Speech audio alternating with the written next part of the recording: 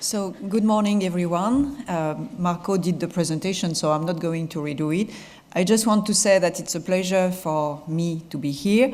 I'm not alone from ECHA. We are, over these 2 days, 6 persons from ECHA. I would like first to really thank warmly the UEPME and the Chamber of Commerce in Vienna to have organized this event, to have proposed this event. We've been very positive since when they asked us if we wanted to co-organize this event, and we've been extremely positive because we think that it's not easy for you, small companies, to go to Helsinki to attend our Stakeholders Day. So the initiative of bring us all ECHA staff, well, not all, we are 600 and we are only 6 today, so but let's say a number of ECHA staff towards you, it's a very good initiative, and we hope it will be very useful for you. These 2 days will be very useful. So my presentation is really setting the scene for these 2 days.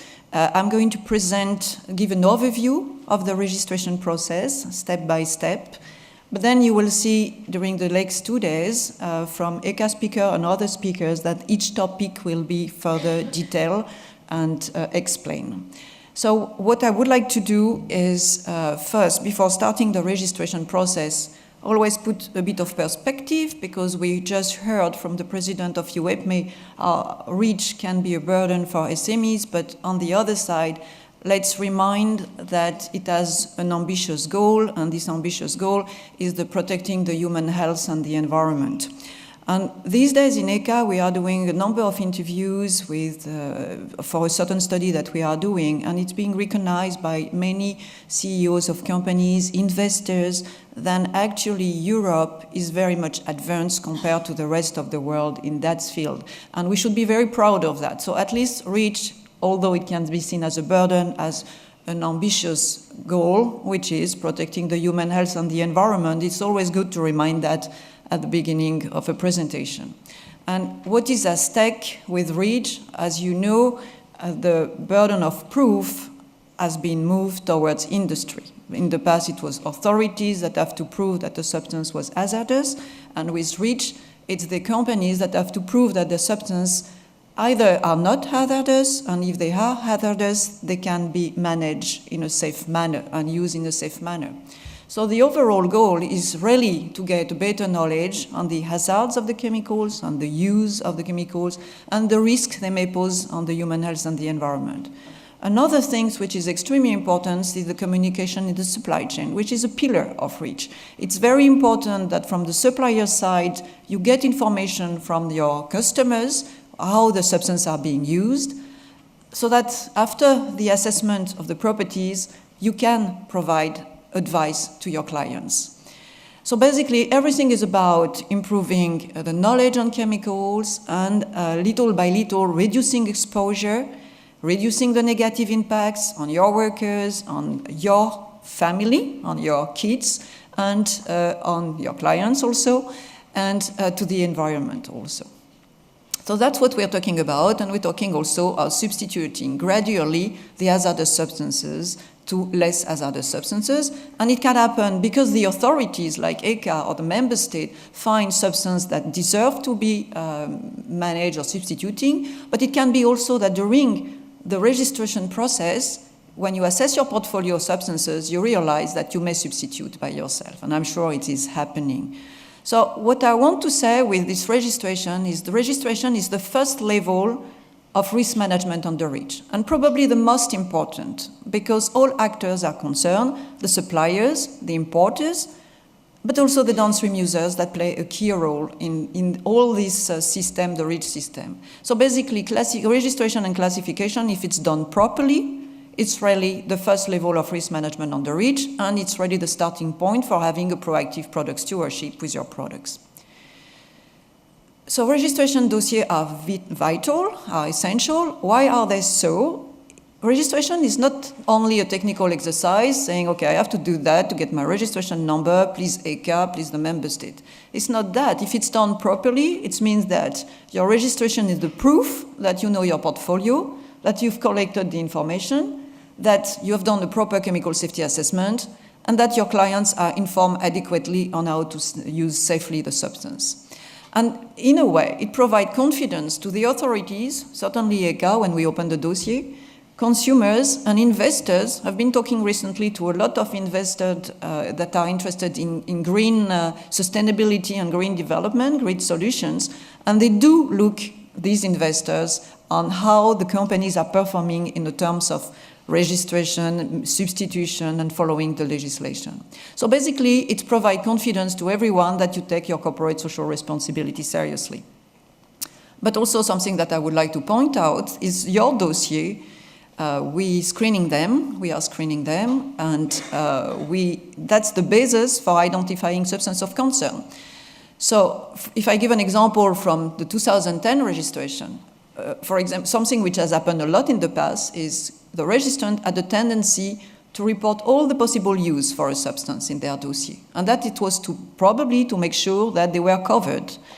But the bottom line is we are screening the substances to see if they deserve a risk management option, and we don't screen only the hazardous properties of the chemicals, but we're screening also the potential exposure. Because why would we spend a lot of time on a substance if there is no exposure? So we are really taking, when we prioritize the substances, the risk into consideration because of the exposure. So for example, we had in dossier CMR substances, carcinogenic substances, and we had the use for consumer in the dossier. Probably an error from the registrants, but that's the type of dossier we immediately pick.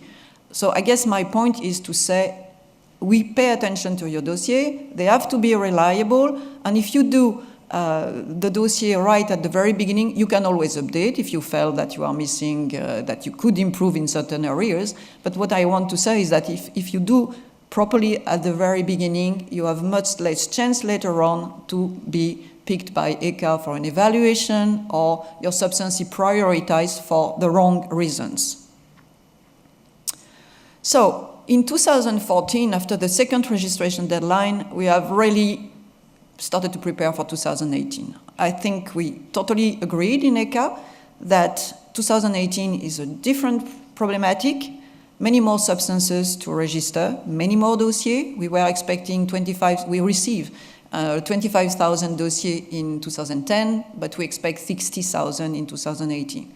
But more importantly, we have really realized very quickly that, of course, the last deadline concerned many more small and medium enterprise, and we needed to change our approach. So what we did is to cooperate with many stakeholders, be the member state, the help desk in every country, the industry association, to find a way to review all our material, all our support, all our IT tools, to try to make them as simplified as possible, as we could, of course, because you know that REACH is not a so easy legislation. But we try. In particular, you can ask all my colleagues, my main word at that time was you remove all the legalistic jargon that we could have on our website, you remove all the too complex text, and you try to write it with the SME in mind, and with a normal, let's say, user in mind, and not, it's not for people in the member state or specialists in ECHA, it has to be simplified.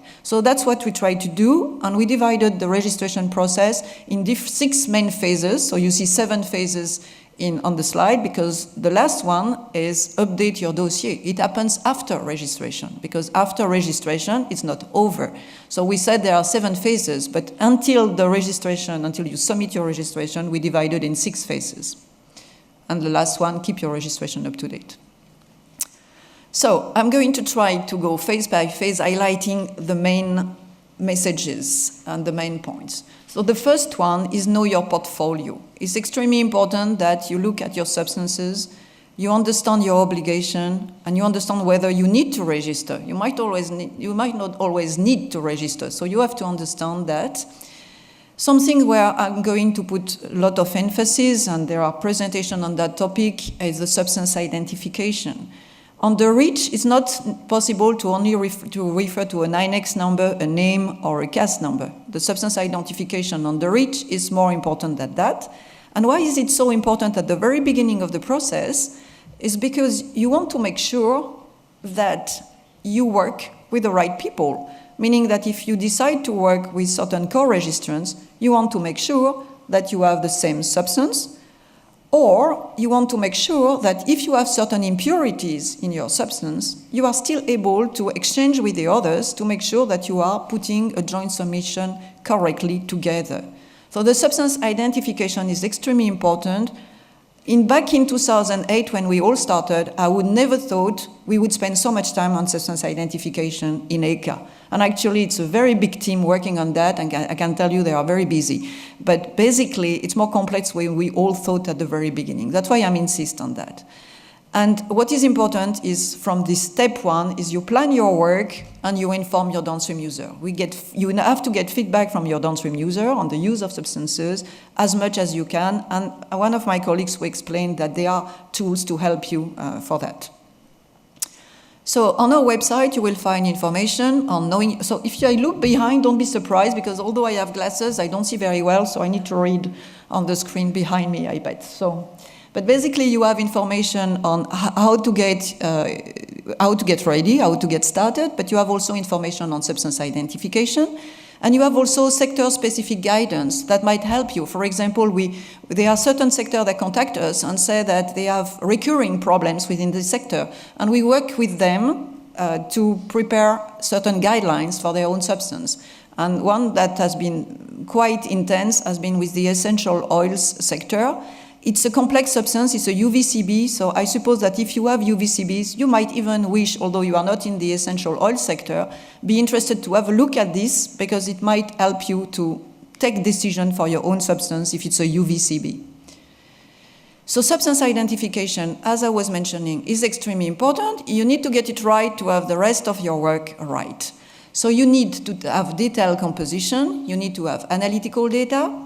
If you are an importer or an only representative, we are aware that sometimes the company that you are representing from whatever country in the world are reluctant to give the information on the composition of their substance. Well, you have to insist. So you may say it's a bit easy for her to say insist. But still, you have to insist, and there are certain advice on our website of if you have difficulties in that areas, I advise you to look at, I put the link here on my slide, a Q&A on substance identity, where it gives certain recommendation what you could do if you don't manage to get this information from the non-EU manufacturer. In the new Euclid 6, the Euclid being the tool that you need to prepare your registration dossier, we have reviewed the way substance identity can be reported to make it more structured. And we have also introduced certain information to report on the tested substance. It's extremely important that we have clarity when we open the dossier on the tested substance. Is it the same that the substance that has been registered?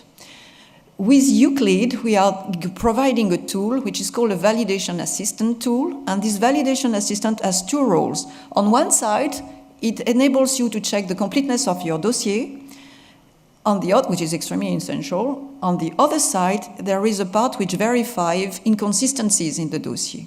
And this part is well advanced for substance identity. So if you use it, we point you on certain anomalies. For example, you say, I have monoconstituent substances, but by looking at the composition, the way you report the composition, we are not totally sure that it is a monoconstituent substance. So this type of anomalies that enables you to go back to your dossier and verify if you need to correct something.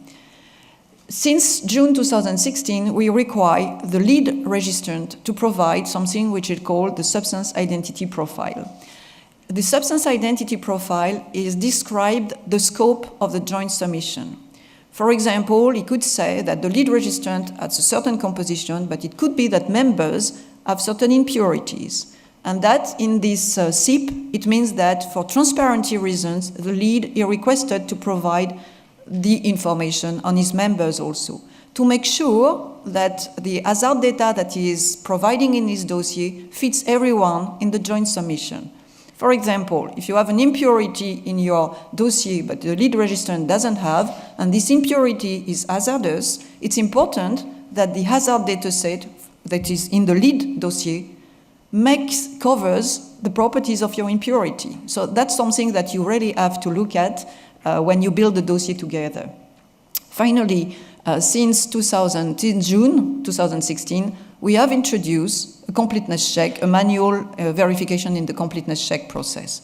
So it means that even though we are providing a tool so that you can verify the completeness of your dossier, it means that we have staff in ECHA opening on certain criteria the dossier, and the substance identification part is very often verified manually, in particular for complex substances and UVCB substances.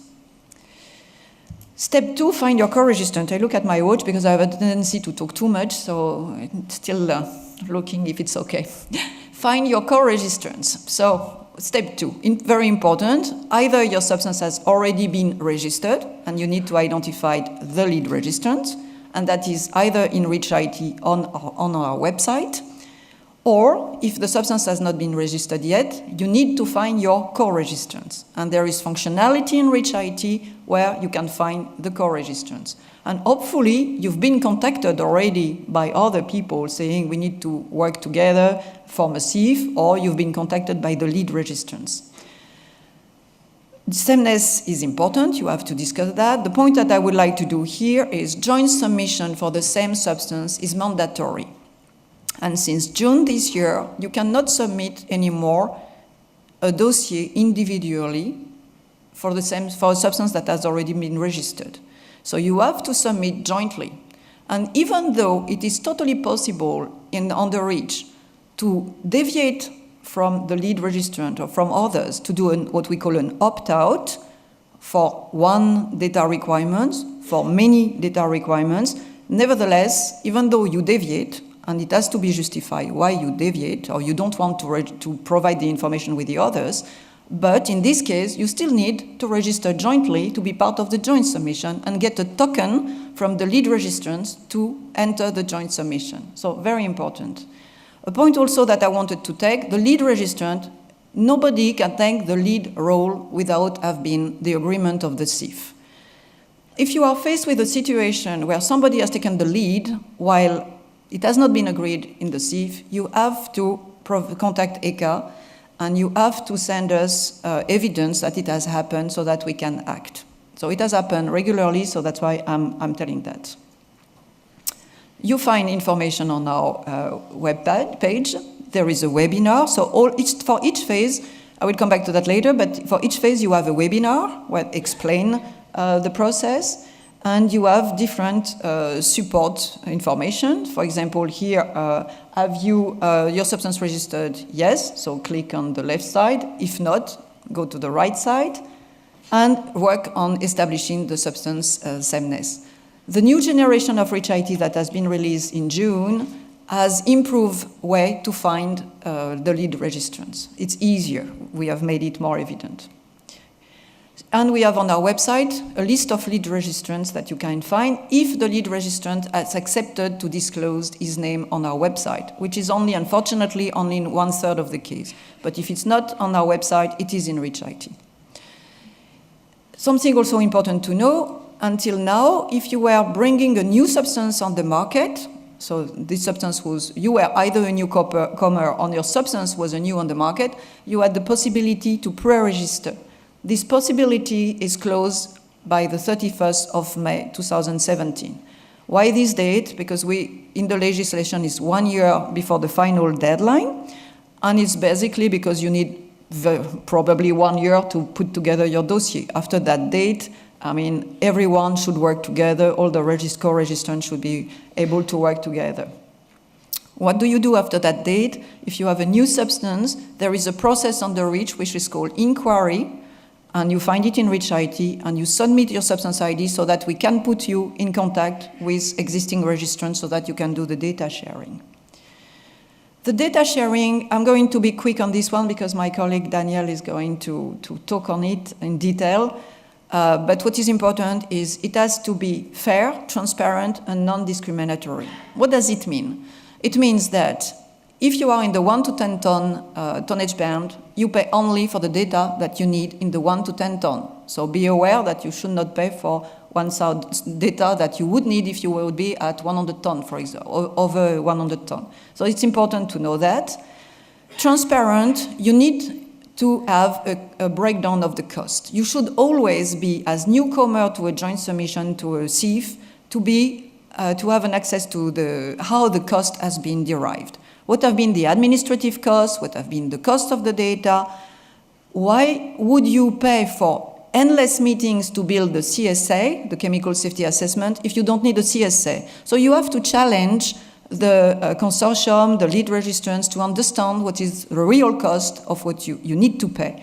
On the other side, you have also to understand that sometimes it's not evident why you should pay something. For example, let's suppose that you rely on the classification of the lead registrant, and for this classification, there's been a study that has been done to prove that the substance is not hazardous, for example. But here, it makes sense that you share this because you benefit from your classification. So the situation is not black and white, but it's important that you know that you have to have the breakdown of the cost. Especially for SMEs, we are aware that our small companies are sometimes facing difficulties when they discuss with consortia and big companies. It has been clarified by a commission regulation at the beginning of 2016. So that's what I was saying. You have a webinar, you have support pages on our website. If you have a dispute, data sharing dispute, you may come to ECHA so that we are intervening in the dispute. The way we intervene, we don't intervene on the cost. We cannot judge if the cost is realistic or not for certain studies, but we intervene to make sure that the process is transparent, that it's fair, non-discriminatory, and every party has made effort to share the data. The data sharing dispute is free of charge, and we really welcome or encourage you, in case of difficulties, to come to a data sharing dispute. You have to have sufficient evidence that you'd made efforts to share the data.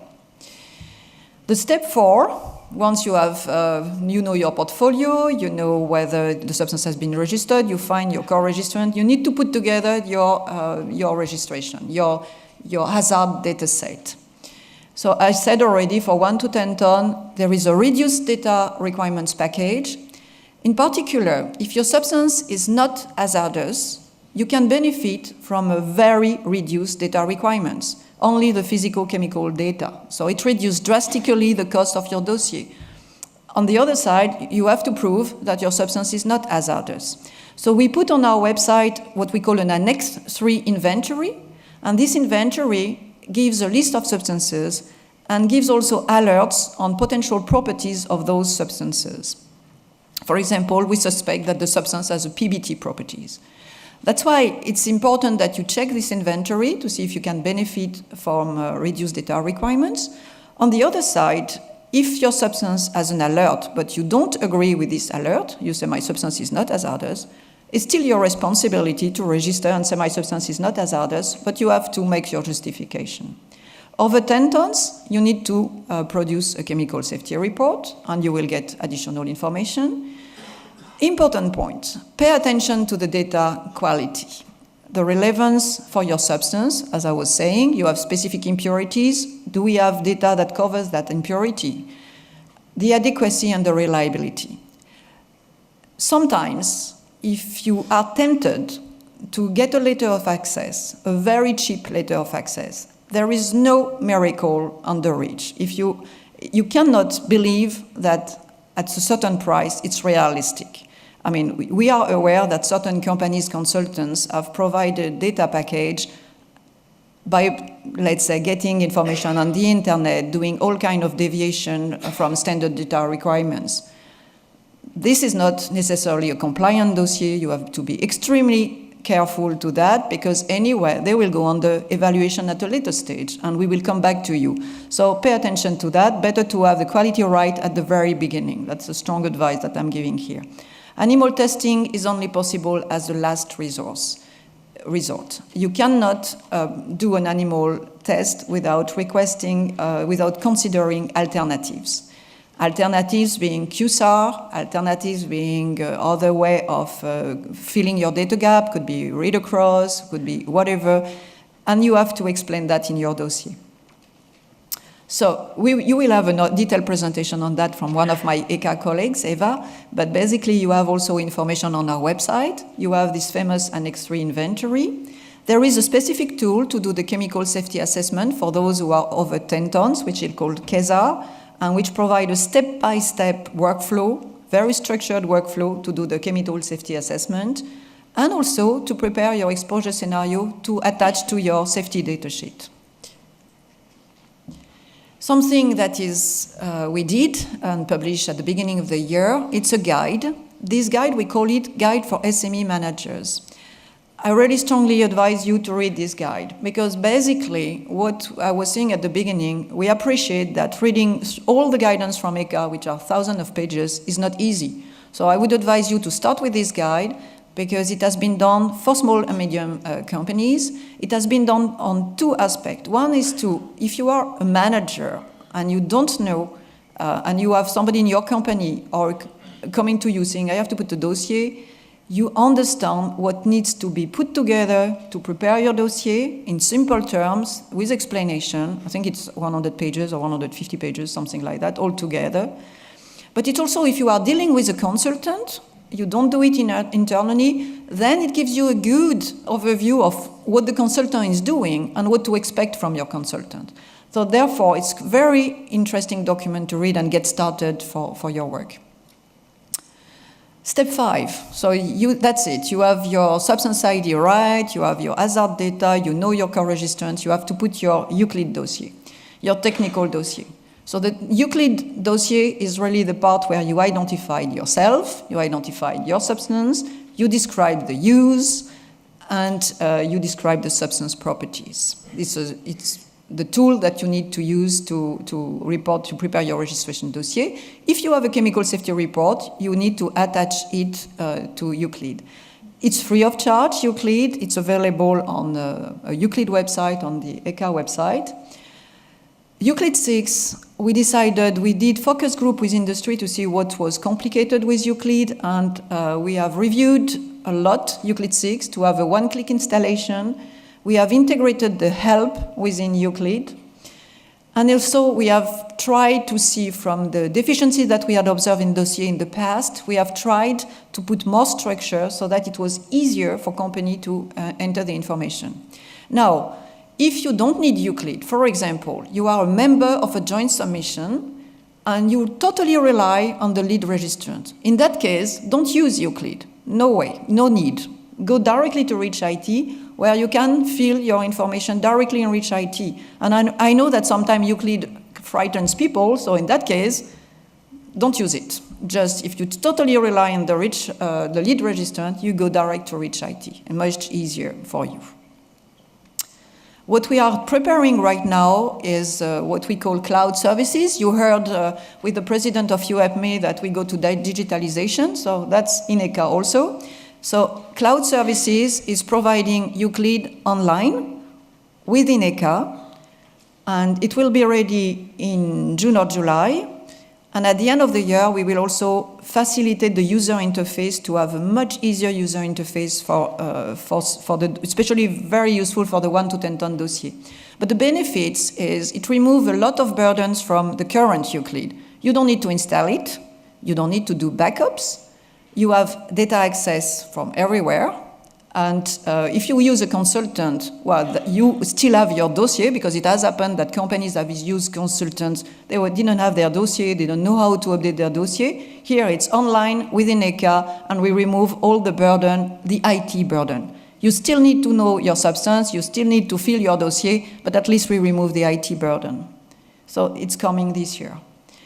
Step 6, submit your registration. At that stage, you are ready. Your dossier, your Euclid dossier is ready. You are ready to submit it to ECHA. You use Reach IT. Important, you need to get the token from the lead registrant if you are in a joint submission to enter the joint submission. If yourself you are the lead, you have to create the joint submission for the others. You need to carefully assess your SME status. You believe you are an SME, but maybe you are not. And the reason for that is that there is a definition of the SME put forward at the European level by the European Commission. And for example, if you have links with a bigger company, well, you are not necessarily benefiting from the SME status. So therefore, there are help in Reach IT to assess your SME status. Reach IT, we review it with users. We did focus group again with some industry. I had colleagues in ECHA telling me Reach IT is intuitive. I don't understand why you want to review it. And then they went to companies and they've seen how the companies behave by using Reach IT and the difficulties. And that was an eye-opener that enables to review the Reach IT and to improve it. Something also that I wanted to say, there is a help within Reach IT, and this help is translated in all EU languages. So I have to speed up. I had asked to tell me 5 minutes, so I have 5 minutes apparently. So changing the registration process, I mentioned it already. It's not possible anymore to submit a dossier outside of the joint submission. It's blocked in Reach IT. All those that have done it in the past will be contacted by ECHA to join, to correct the situation and join the existing joint submission. Technical completeness check. When the dossier is received by ECHA, we do a completeness check. It's great, partly it's by far automated, but, and you get the tool to verify before that it's complete, so, and we're using the same tool, but be aware that since June, as I was mentioning, we have introduced a manual verification step, and your dossier might be stopped at completeness check, especially if your substance ID is not clear, or if you are deviating from standard data requirements and you're providing a justification. And that very often these dossiers are checked to see whether the justification is plausible. We don't check compliance, but we check plausibility. And finally, all this information that I mentioned is at the address that you have on the screen, is what we call the 2018 web pages. For each phase that I have been describing until now, you have webinars, you have articles, you have references to other material, and you have, for example, I heard by the president of UEPME about the funding. There is a link of, for example, where can you get funding, how does it work at EU level, so they are this type of things. The navigation we try to make it easy. So on the left side, you have the description of the phase of registration. And you have the possibility to navigate from next phase, previous phase, as you see on the bottom of the screen. There is always a tiered approach of the support material.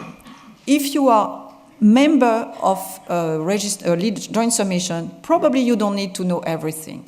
Therefore, there is always the first level, getting started, knowing better, or the essential reading, and then going deeper. So it depends your level of engagement in the preparation of the dossier, and you can read at the level you are interested in. Everything is in, sorry, but you see on the right side that everything is in 23 languages, or 22, I never remember, but in all EU languages.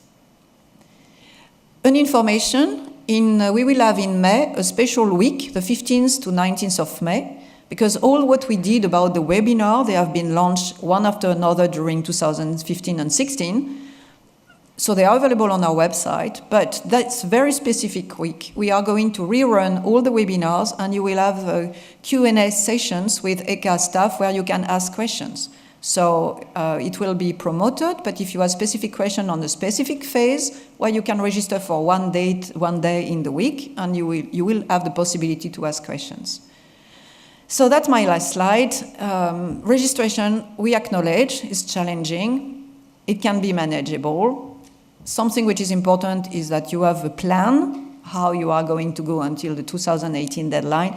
But my last point is you have support. And here I'm not fair because I put support is available from ECHA, definitely, but support is available from all member state competent authorities, all national help desk. We work together. We are gathering very often between the ECHA help desk and the national help desk, and they are fully aware of what we are doing. They are translating our information. So I really strongly advise you to contact your national help desk. But my point is to say, at ECHA, we are really available for you, and please don't hesitate to go back to us if you have any problems. I should also say that which is on my screen, but I forgot to say, that the industry organization, of course, are also providing a lot of information. And my last remember that 2018 is not the end. You need still to keep your registration up to date after 2018, which means that you need to keep resources for that. And be aware also, I think Daniel will come back to that we are doing dossier evaluation. It means that you might be contacted by the lead or by us to say, well, a new test is needed, which means when you are discussing your data sharing agreement, think also about the dossier updates, how it's being organized within the joint submission, how is it going to be organized, and what are the costs that you may face in the future for updating your dossier. And with that, I would like to thank you for your attention.